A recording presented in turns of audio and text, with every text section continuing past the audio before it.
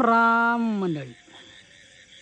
तर आज कोजागिरी पौर्णिमा आहे, हे तर सर्वांना माहीतच असेल. तर आजच्या दिवशी आपण छान दूध गरम करून व त्याच्यामध्ये केसर वगैरे टाकून पित असतो व घरच्यांना गोड गप्पा वगैरे असं करत असतो समजा.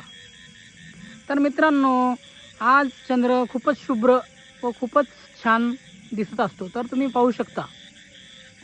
तर मित्रांनो, या दिवशी म्हणजे आमच्या लहानपणी असं म्हणायचं की घराच्या बाहेर नाही जाऊ द्यायची, भूतं वगैरे असतात असं म्हणायचे.